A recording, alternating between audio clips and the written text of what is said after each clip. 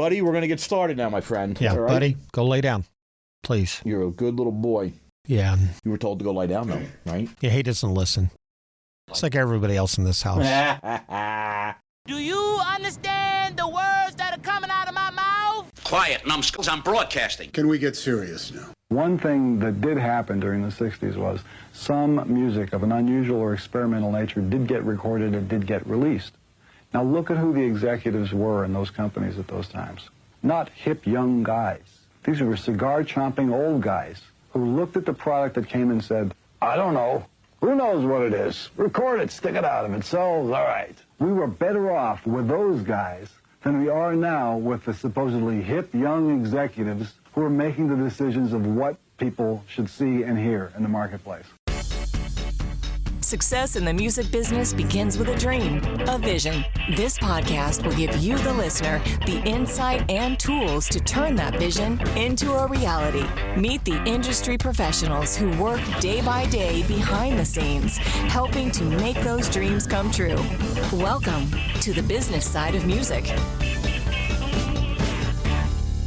You're tuned into another episode of The Business Side of Music. You know, I've only done 6 of these already this week. You think I could do it in my sleep? Yeah, but obviously, from what I've just noticed, you can't. Yeah. So Let's not try. It's another one of those special editions that we do periodically with my good friend and partner in something, I'm not sure what, Jack Sharkey, who hosted the Between the Notes podcast, which to me was one of my absolute favorite shows to produce because we always had such interesting conversations. We had a blast doing that. We covered some cool things. We had a nice little fan base. And, you know, listen, this is awesome that we get this opportunity to keep that alive. Yeah, and we keep doing it. Yeah. Yeah. In fact, we'll keep doing it until we get it right. The music business, it's a very tough mistress sometimes. It's ugly. Yeah. She's not a pleasant gal to be having as a mistress. I will tell you that. In fact, you could put a lot of makeup on it and high heel shoes. Don't matter. Yeah. Still a pig. Yeah.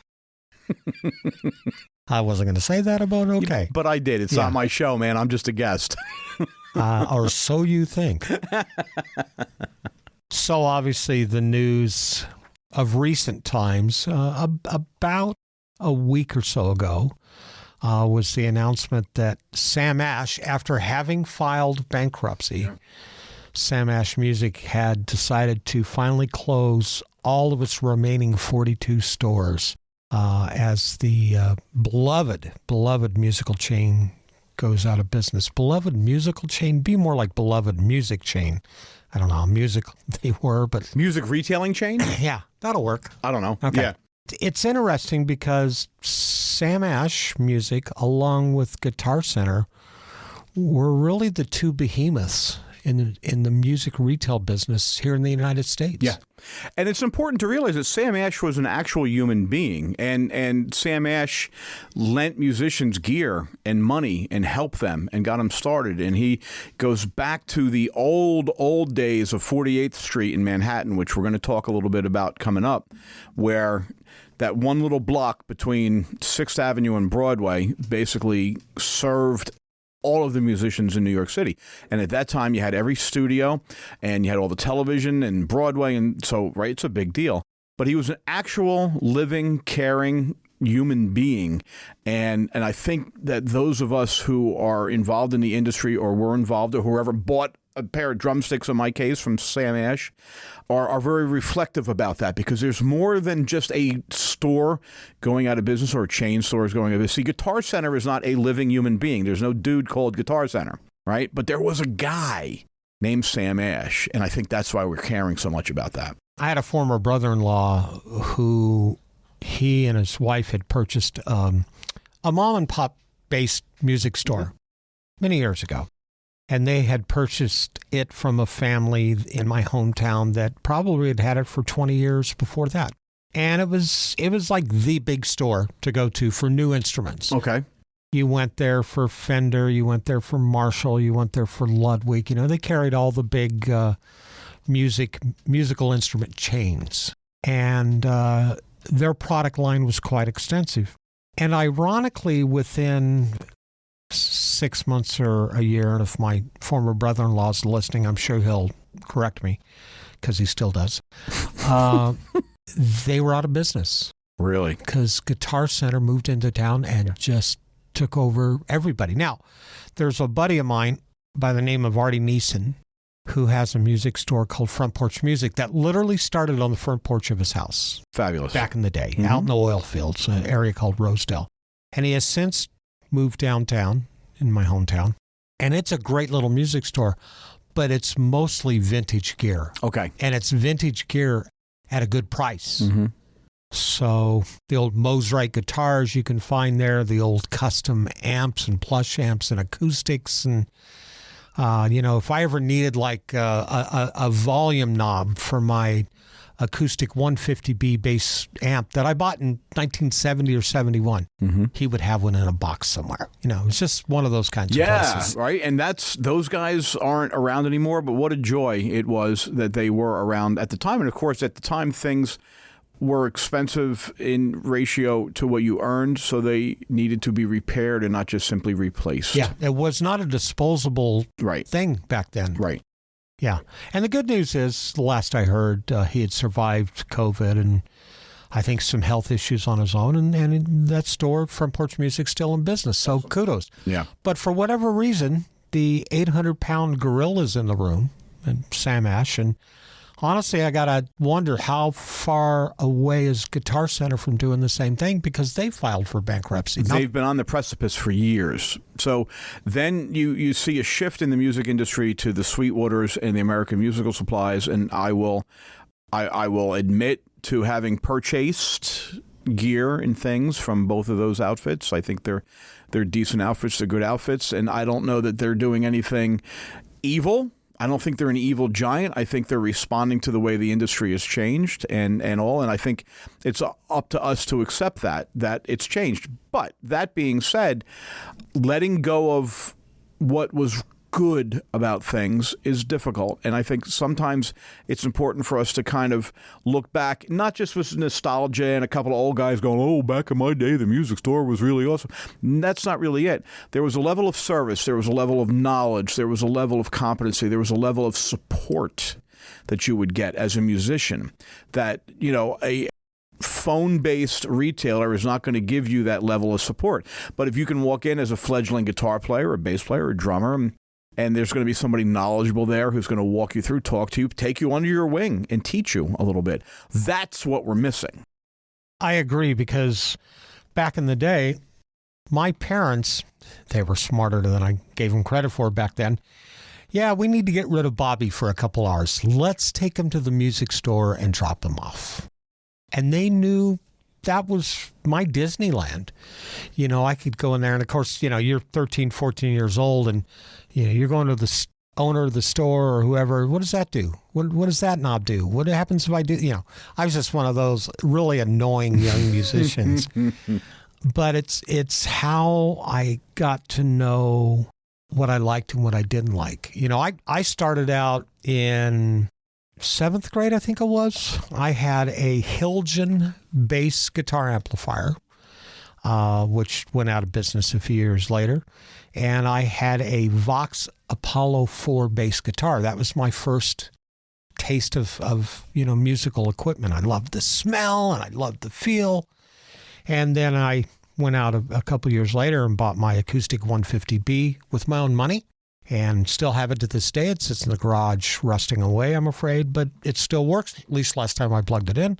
But it's all from that experience of being able to touch, to feel, to smell, to, run your hands over it and plug an instrument in and play it. And it didn't matter if you were good or bad. If you were bad, you keep the volume down. If you're good, you crank it up a little more. And once again, I purchase things at Sweetwater on occasions, but it's not the same thing. No, it's just a different experience. And just to kind of backtrack a little bit, hopefully you weren't the dude that brings his girlfriend into the Guitar Center and cranks up, whatever it is so he can play Smoke on the Water or, Stairway to Heaven or something. Quite frankly, that's something I'm not going to miss about the music store. In the old days, going back to Manhattan, a lot of my experience is with Manny's 48th Street Music in Sam Ash, which was across the street. you didn't get to do that unless you were somebody. I didn't just get to walk in and play. You had to be somebody to kind of do that. Now, that being said, it's kind of fun to go hang out in a music store and play a couple of riffs and do this, that, and the other thing. But, the cliche now is at Guitar Center is the wannabe guy coming in there and just, shredding all day long. Anyway, I'm off on a tangent. Yes, but we're talking about music stores, and one of the things is, you mentioned it, is Manny's on 48th.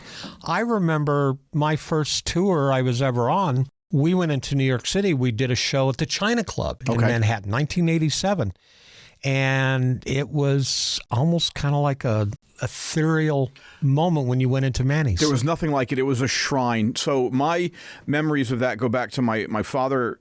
Where we lived in New Jersey, one of his best friends owned a music store in Point Pleasant, New Jersey, right on Arnold Avenue, folks, for those of you who are in the area, called Ocean County Music, and it was fabulous. And it was a great servicing station for musicians in the area. But if you needed to buy something big and with selection, you went up into Manhattan to Manny's. And I can remember going up there. I was 7 or 8 or 9 years old, and my father bought a drum set, which I just wound up selling just a few years ago. A Ludwig set that, after he'd passed, I kind of got it and sold it off to a kid. But the experience of walking in there and the pictures on the wall and the clientele that was in there, and then years later as a grown-up, I furnished my first studio.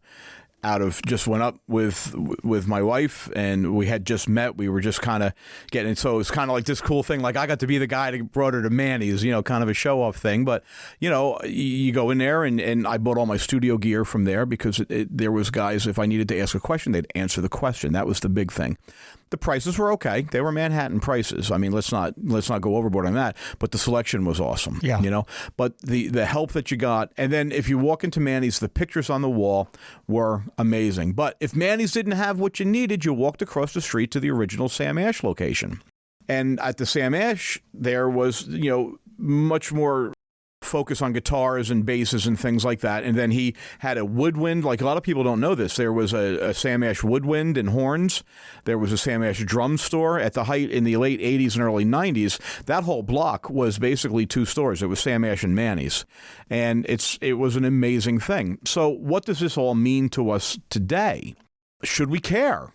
Bob, should we even be interested in the fact that those things are gone, that those shrines to retail no longer exist? I do, because I think we're losing a little bit of society. We're losing a little bit of that human interaction. Everybody's got their faces buried in their phones and their tablets anymore, as I stare at my computer here on the table trying to pull up notes.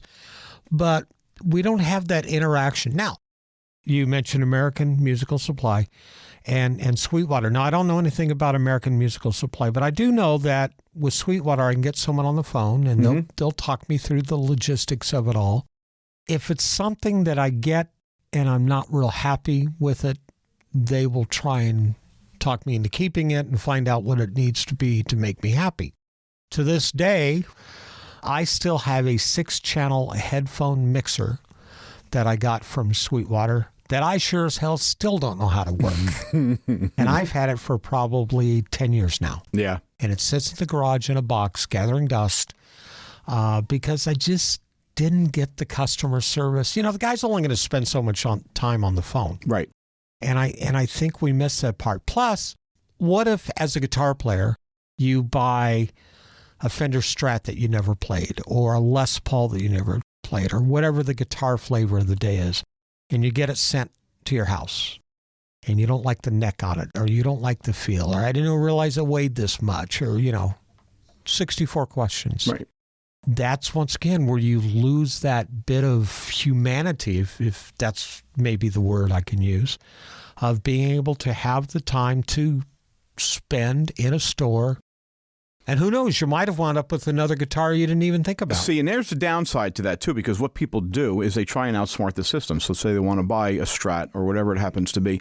They'll go to the mom-and-pop store who's had to make a $20,000 investment to Fender to have a certain, these people that own these stores, Fender doesn't just send them a bunch of guitars and say, here you go, guys, sell my guitars. You got to buy those guitars. So just to have a store that has, say, some Fender and some Gibson, maybe, a couple of Taylors, maybe some drums, you're $150,000, $200,000. You've got to have somebody that's gonna write that note for you, and forward that money to you. And it's a very, very expensive proposition. But now what starts to happen is musicians, and I'm shaming anybody who's ever done this, quite frankly, because I think it's a travesty. They'll go to the store, the mom and pop store that's got their whole entire life, their family's future and everything tied up in this investment out of love. They'll play a guitar and go, yep, that's a guitar, $19.99 at Jack and Bob's music store. Then they'll get on, at Amazon or AMS or Sweetwater and see that same guitar for $17.99 and buy it. See, so I shame every musician who's ever done that, because what you're doing is you're hurting your own self, because now what's going to happen is Jack and Bob's music store, they're not going to be able to stay in business because they can't hold that note. Music stores don't go out of business because they don't have customers. Music stores go out of business because they go broke. Right. So now I spent an hour and a half with whoever, we came in and this is a guitar, try this one, do this. I'm doing as much sales work as I possibly can. Then the cat goes out, gets on his computer and buys it from Sweetwater, who doesn't really give a darn about the guy, right? And we all lose. But what musicians are not understanding, and this goes true in the stereo business, this is true anywhere.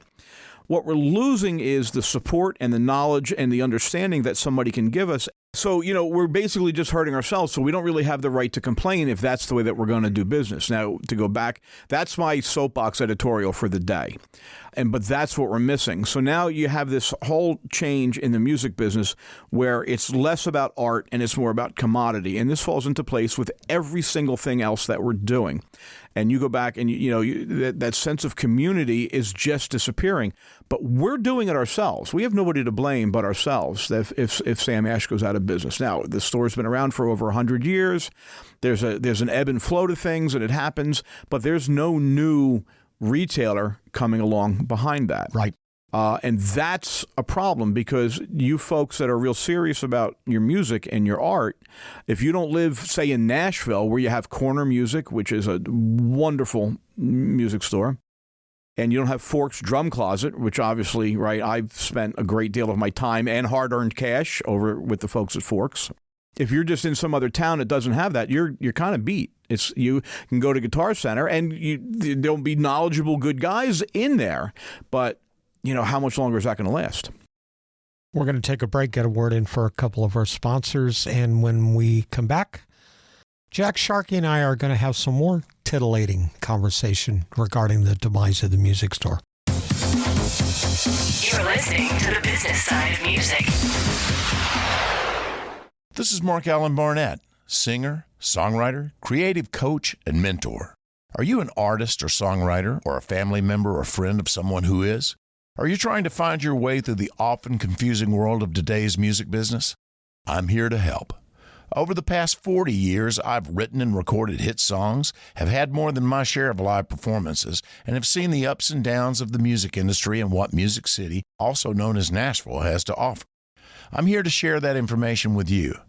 The Mark Allen Barnett Songwriting Tours of Nashville are a one-day to multi-day private interactive workshops developed to help you discover your best approach to songwriting, performing in front of a live audience, along with the correct way to network within the music industry. Our workshops are based around what you need to know.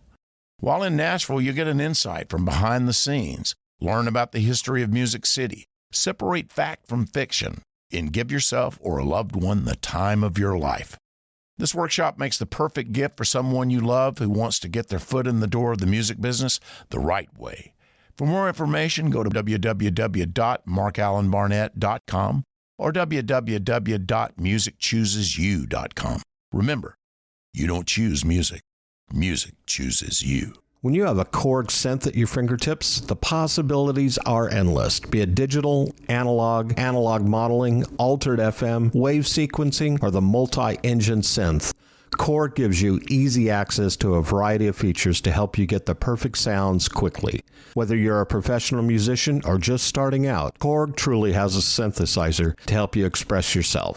Visit Korg.com or your favorite Korg dealer to get your hands on one of their products to create new music always. Korg, the official sponsor of the business side of music. You're listening to the business side of music. Back in the studio here in Nashville, Tennessee, because where else would you and I be on a Friday afternoon? No, not where I can think. Yeah. I gave up bars a long time ago. Yeah, and my wife says I can't go to Hooters, so, it's okay. I know a guy that, he's like a Hooters Facebook fan, right? And he's like, oh, I wish there was one in my area. And I'm like, I don't know, really? Do you think you should be posting that? Do you think your wife really needs to see that you're a Hooters fan? But anyway, I digress. Yeah, no, I'm not a Hooters fan by any stretch of the imagination. My wife and I went to the one down on 2nd Avenue one time before it got blown up, by the Mad Christmas Day bomber here in Nashville. And my wife was like, I can't believe those girls are wearing those outfits. And I thought, oh, here it comes. And she goes, God, they look amazing. I'm just going to eat my chicken, honey. Yeah. Keep my eyes down, I don't want my eyes, forked out. Right. So we talk about Manny's on 48th in New York City. As a kid growing up, of course, L.A., Hollywood had a ton of music stores. I don't remember too many of them, or any of them for that matter. But there was one in San Francisco. My dad was in the insurance business. He was a broker. So about once a month or so, we'd go up to San Francisco. He'd take my mom and my sister and myself. Once again, hey, we have a place we can drop little Bobby off at. And it was in North Beach, and this would have been 1970, 71, maybe 72.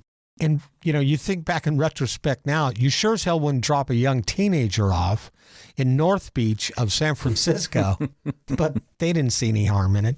There was a music store called Don Ware's Music City, and it was literally, for a lack of better terms, it was this cacophony of musical equipment, stacked floor to ceiling, wall to wall. I remember one day I had gotten there and was walking around, and I remember one of the clerks, and you could tell they were all rock and rollers. They had the long hair, and, they were musicians. And he said, yeah, you just missed it. And I said, I just missed what? And he goes, yeah, Carlos was just in here. Wow. And I went, Carlos Santana? And he goes, yeah, he was just in here. He just bought a new guitar, a new amp or whatever. Yeah. And I went, man, wow. That's so, back in those days. Now, Manny's was that way in New York City. Yeah, I met the keyboard player for Tears for Fears in 1986 at Manny's. That's the height of my, But yeah, that's the way it was. And of course, the thing about Manny's was there must have been 10,000 pictures, I don't know if it's that much, but it certainly seemed like that, of autographed pictures that went all the way back to the jazz cats of the 40s, right on up through, at this point, Pete Townsend and Tears for Fears and whoever. If you went into the store, you got your picture up. These were the old 8x10 glossy, promo shots, right? Hanging up on the wall everywhere. And you would just kind of go in there and get lost and look at it. But, Eric Clapton and the Beatles and all these guys, they make a beeline for Manny's for guitars and for things. And this again was another human being who knew how to deal with musicians, and he would give you credit when you needed a little bit of a credit line, and he'd pull the credit back when you were not deserving of the credit line, and good old-fashioned businessman. And Manny, and I can't think of his last name right now, and I wish I had looked, and Sam Ash were across the street rivals from each other, but that only makes business better. Yeah. It only makes things better for everybody. So, I can imagine Los Angeles and San Francisco having that same epicenter of goods, of retail that you could go to. I think in the late 80s, early 90s, Guitar Center was on Sunset Boulevard, I believe. Right across the street was Sam Ash Music. And next to Sam Ash Music was Carvin. I don't know if you remember the old Carvin brand. Yeah. And I thought, I could spend a whole day here. And then some. Right. And of course, Guitar Center has the Rock Walk Hall of Fame, where, people like Eddie Van Halen and Buddy Guy and whoever, they have put their handprints and their feet. All the Grauman's Chinese Theater type motif, they've done that in front of the Guitar Center. And then if you wanted a hot dog, you just went down a couple blocks to Pink's. Pink's, my favorite place in L.A. Yeah. And get yourself or Carney's, get a chili cheese hot dog.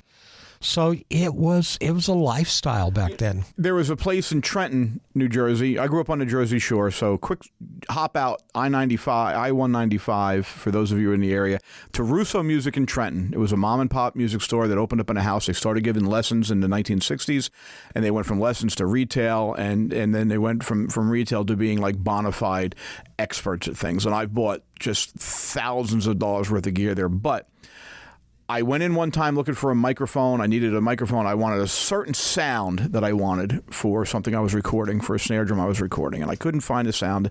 The Shure was just not working for me.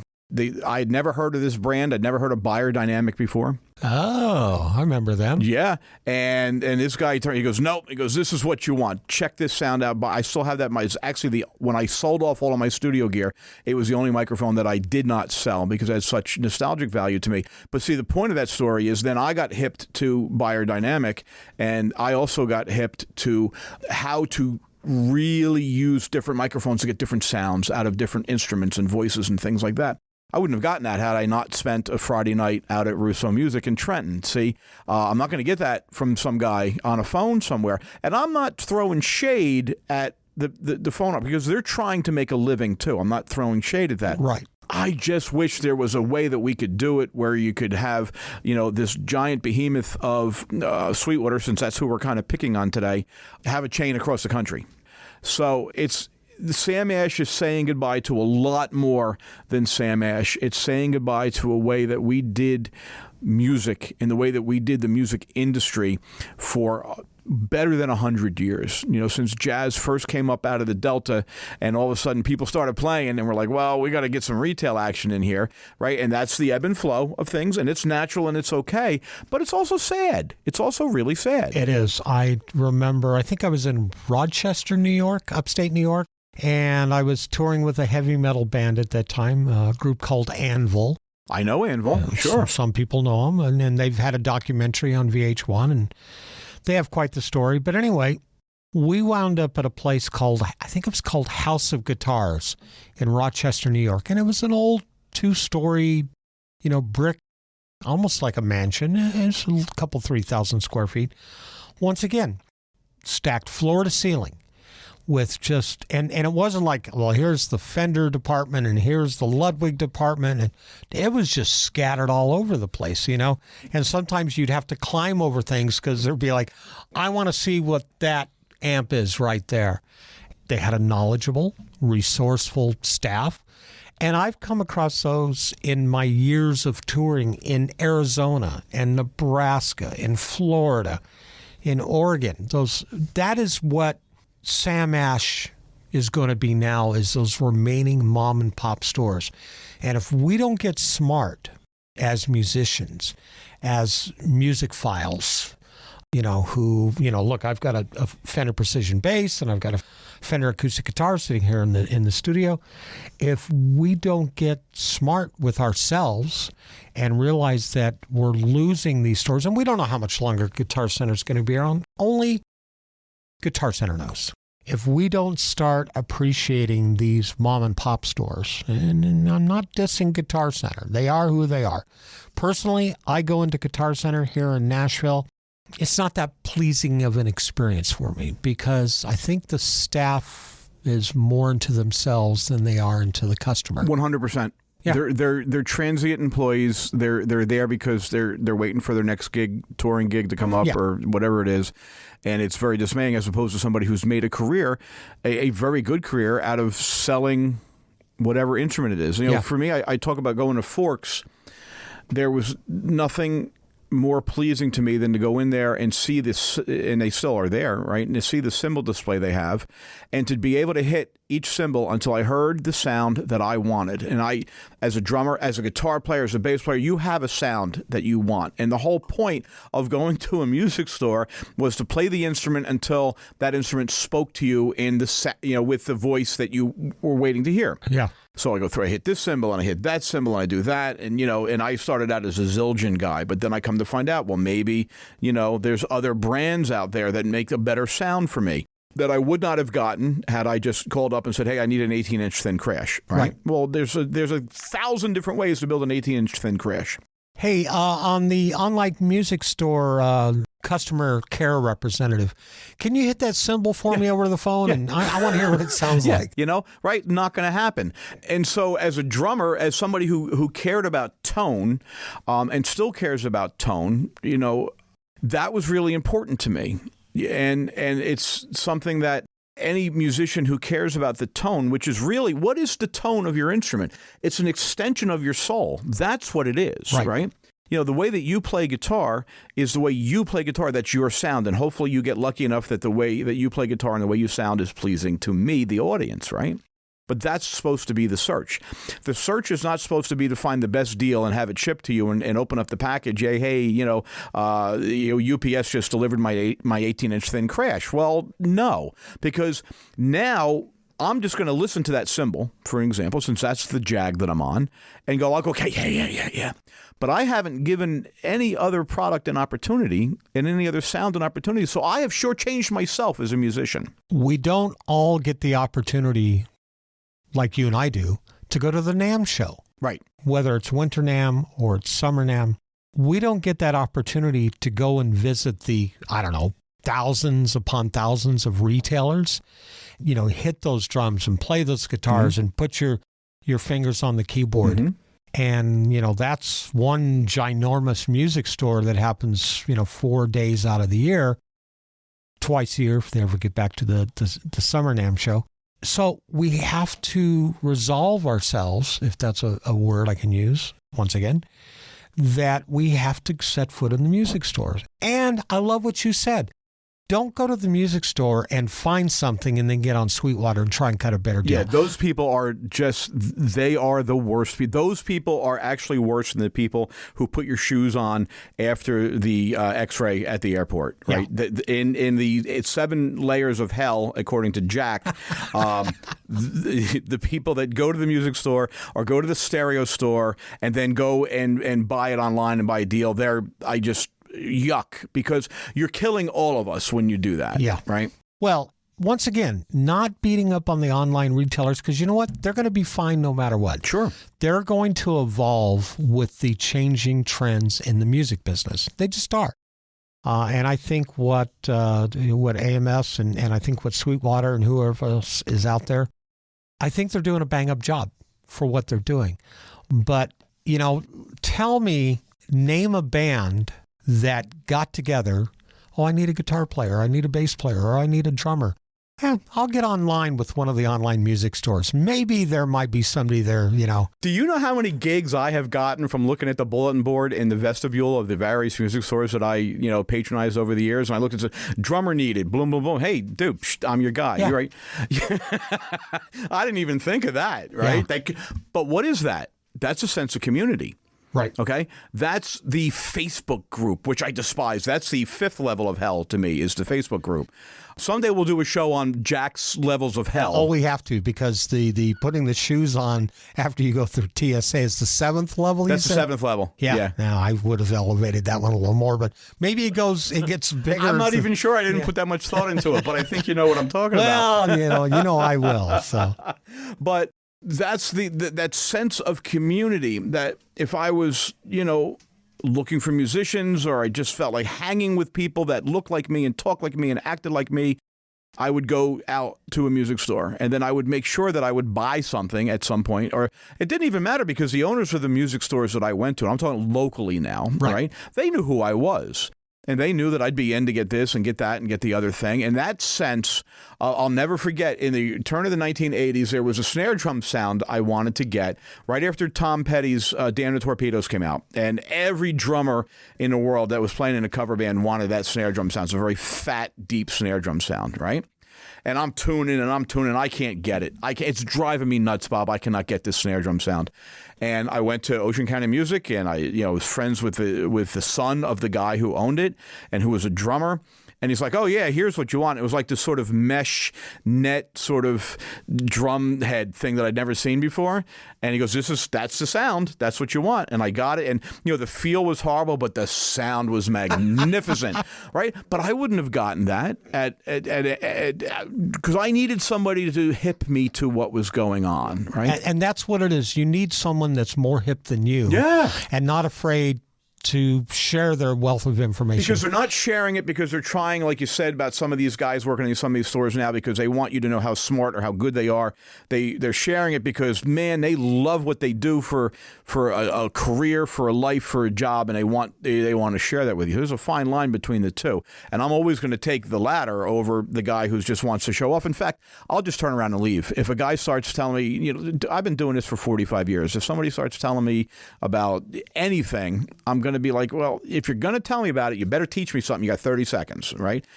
I've earned that right to do that. But anyway, again, I digress there as well. That might be another level of hell for me, but it's one of those days, I guess.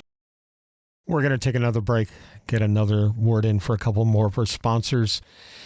And when we come back, Jack and I are going to talk about what we think the future of the music store is. Okay, awesome. You're listening to the business side of music. Branding. What is it really? It goes by many names. Marketing, licensing, and image. When in reality, it's 7 key branding formulas that all need to harmonize perfectly. Mess up just one formula and you have compromised the whole brand build. Dead Horse Branding facilitates all 7 formulas under one roof, building, promoting, and marketing all brands at all different stages of their level. We are a marketing team's dream, and we were built to service talent, artist managers, record labels, independent artists, iconic brands, legacy estates, and startups.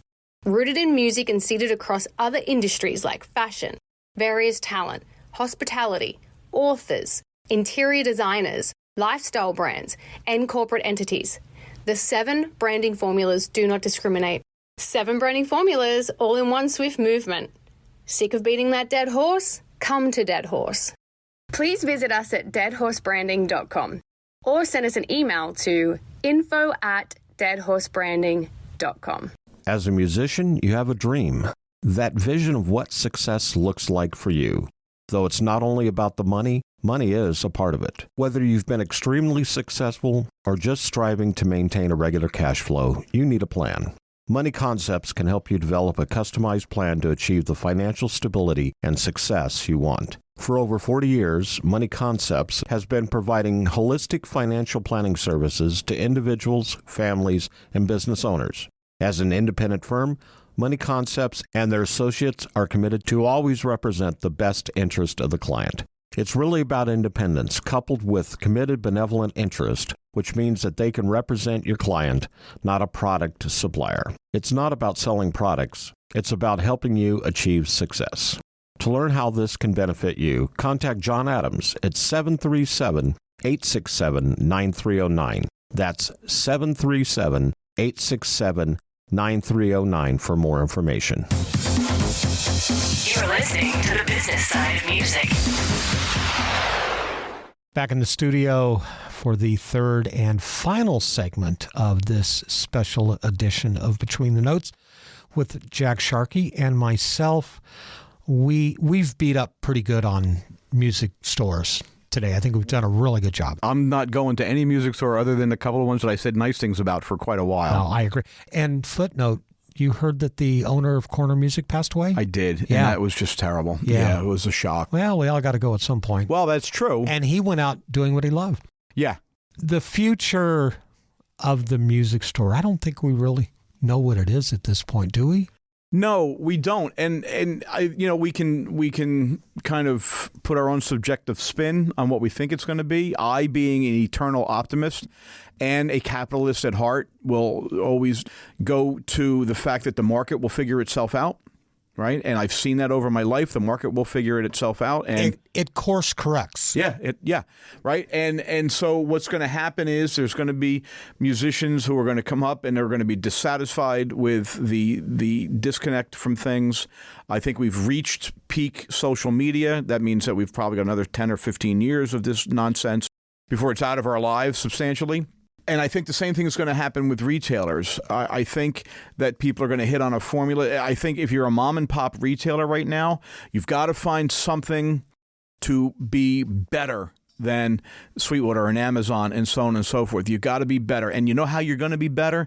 You're going to be a human being, and you're going to treat your customers to the wealth of knowledge that you've acquired as a retailer, and you're going to treat your customers to that feeling that we just have been lamenting all afternoon here about that sense of feeling, important and being welcomed into the store when we come in to buy something. Like, we're special, we're a musician, right? Yeah. And I think that those retailers who figure that out and get back to that, get back to customer service that is not on a phone. Yeah. Exactly right, are going to do really, really well. Because at this point now, it's the same. It's the Home Depot syndrome. Home Depot would come into a neighborhood and just actually bust prices and put all the little hardware stores out of business and lumber yards out of business. And then their prices are just as bad, if not worse, than everybody else's price. And that's what's going to happen. Because like I mentioned earlier, when you've got Manny and Sam across 48th Street from each other and they're fighting each other for that whatever dollar they can get, that's going to benefit the consumer. But when you've got AMS and you've got Sweetwater and you've got Amazon and whatever it happens to be sitting there going like, well, they got to come to us.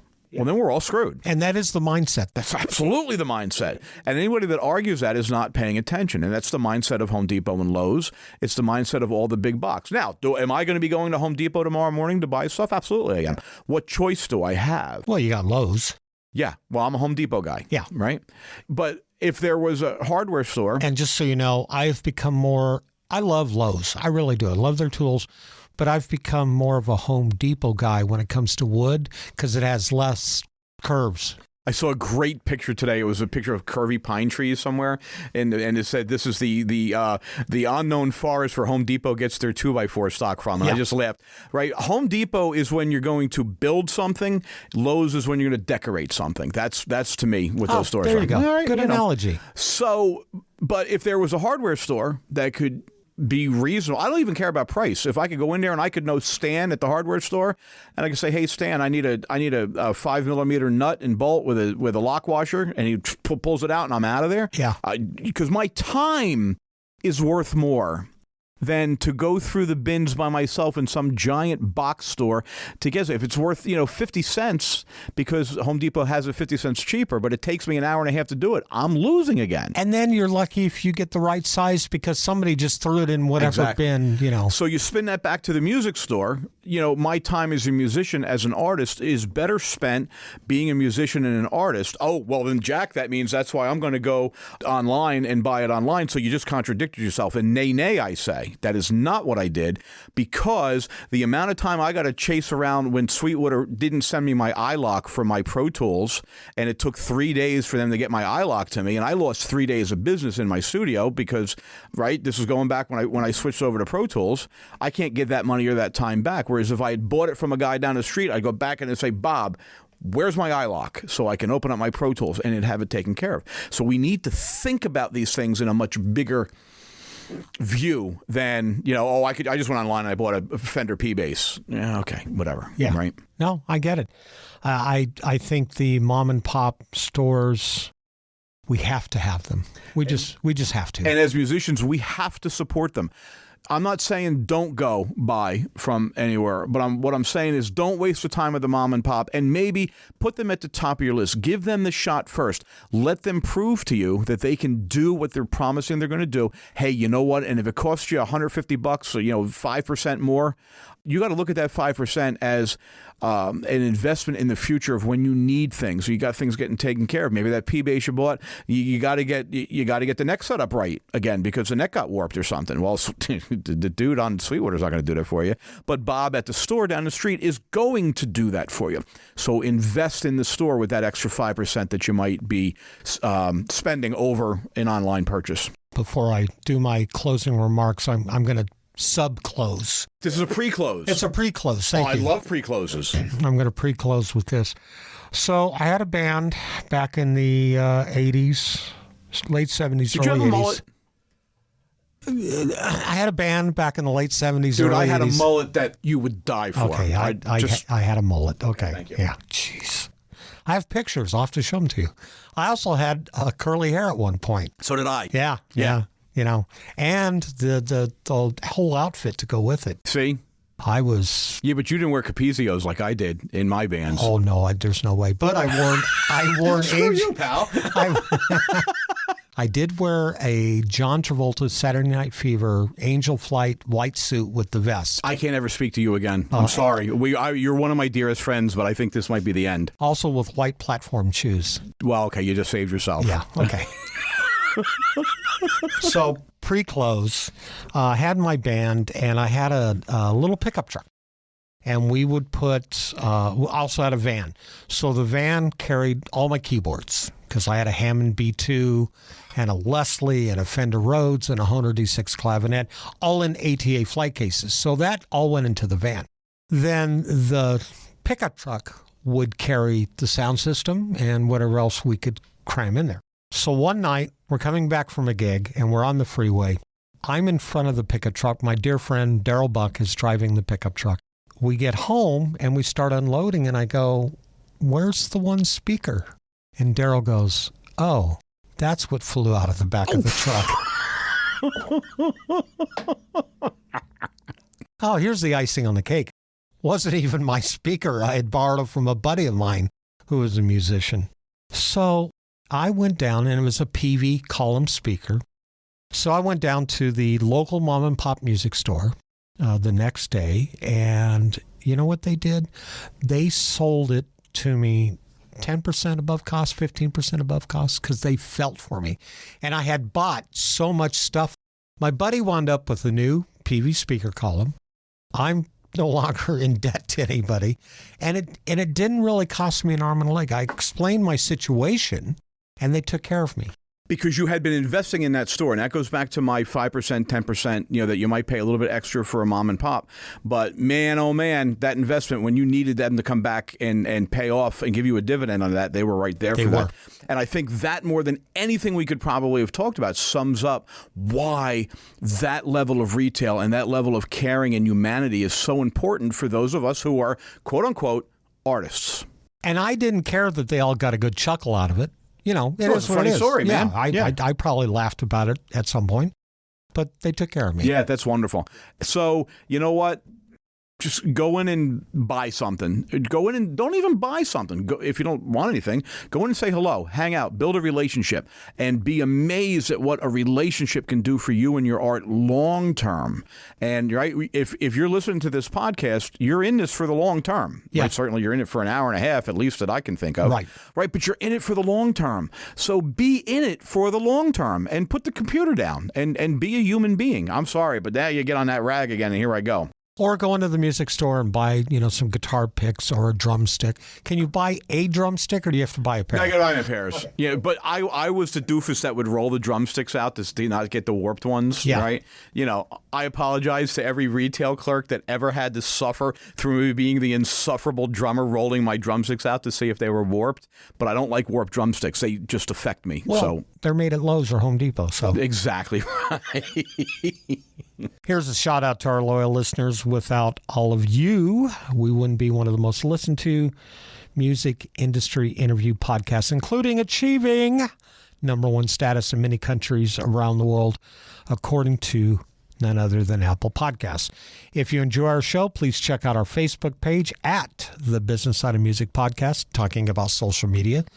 They'll be around, like you said, 10 and 15 We got more at least years. another 20 years of this going, yeah. Check us out on Facebook. Don't forget to subscribe and definitely hit the like button. While you're at it, go to our page on YouTube and click on the Business Side of Music Podcast to subscribe. Our goal is to get 100,000 subscribers. I'd like to see that in my lifetime if possible. Let's step it up and get it happening. Yeah, we need to step it up, folks. You can check out our video webcast there and get to see me and our guests and cohorts, such as Jack Sharkey here in the studio, along with Buddy the Music Dog, who's actually been visiting us today. Yeah, Buddy the Music Dog's been hanging out, and he's smelling Molly the non-music dog on my pants leg. Do you notice that when Buddy comes into the studio when you're here, he lays by you, he doesn't lay by me? Does. Well, he's making up for the fact that my own dog can't stand me, so, right. Oy vey. Last but not least, check out and follow us on X. It's no longer Twitter. No, I no longer call it Twitter.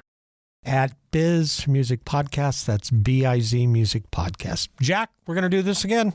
Bob, it is a thrill, and it's an honor, and it's a pleasure, and I have such a great time, and it just means the world to me that you asked me to come back and keep that Between the Notes thing going and alive, and just being in the room and chuckling with you for an hour or two at a time.